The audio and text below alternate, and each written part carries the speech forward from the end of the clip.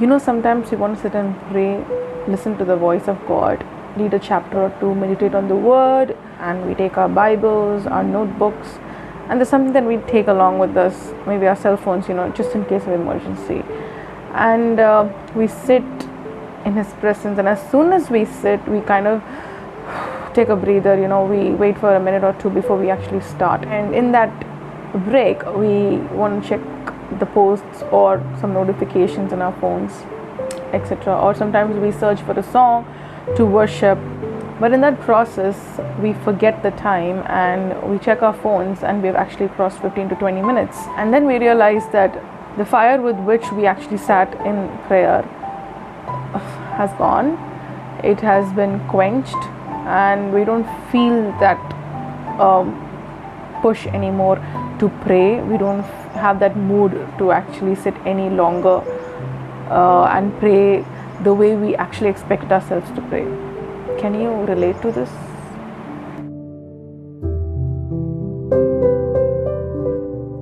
Hey guys, welcome back to my channel Jesus and We. If you are new here, please do not forget to subscribe and support the channel.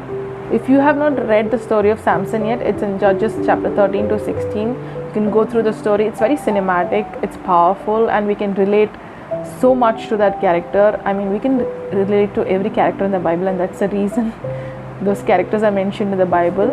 So, and as I was reading Samson, there was this portion of the story that really touched me, and God spoke to me through that, and I wanted to share that with you guys. So he is lying on the lap of Delilah, and Delilah was doing all that she could to bring the answer out of Samson as to where his strength was.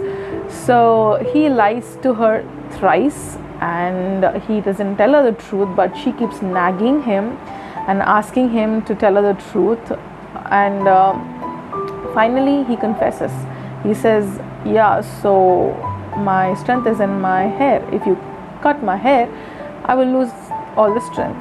So Delilah puts him to sleep, and she calls the Philistines, and they attack him and they take him as a captive. So there's something that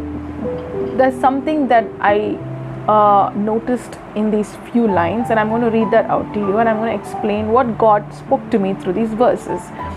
So it's in Judges chapter 16 verse 19. After putting him to sleep on her lap, she called for someone to shave off the 7 braids of the hair, and so began to subdue him, and his strength left him. We see here that someone was shaving off the 7 braids of his hair and so began to subdue him.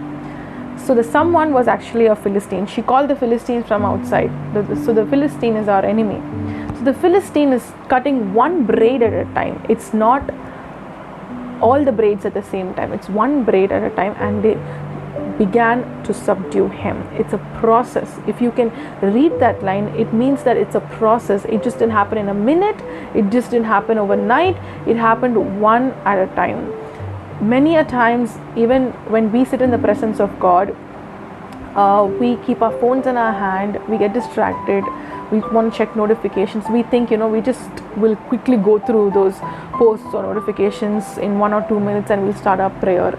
Sometimes some people would want to call and check on their loved ones only when they start praying. Some people sit down and they start thinking of what they can do, they could have done, or imagining certain things.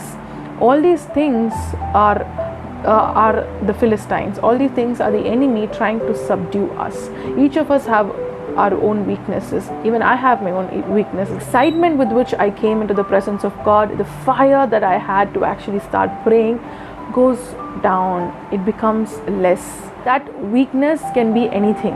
Your phone, your mind, the people you love, and it can be a ministry as well. Some people want to counsel people over the phone for 2-3 hours. They spend a lot of time, and by the time they come to their own lives, they're exhausted. When they sit in their prayer life, they're exhausted. They feel, oh, I have done much for God, it's okay, I'll take rest today, and they don't want to spend in the presence of God, which is all very, very dangerous, because the enemy does this in a process.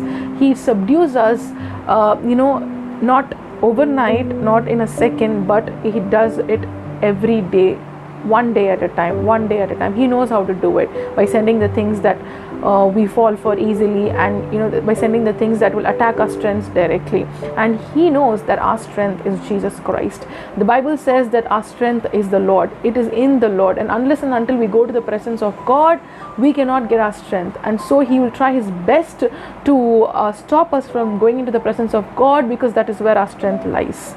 So my friends, do not let the enemy control you or subdue you. As we are aware of his plans and strategies now, be very careful. Know what your weaknesses are. Know what's quenching your spirit, because he will try his best to not allow us to receive that strength from the Lord that we need for the day, to meet people, to make the decisions, to do everything, to withstand temptations.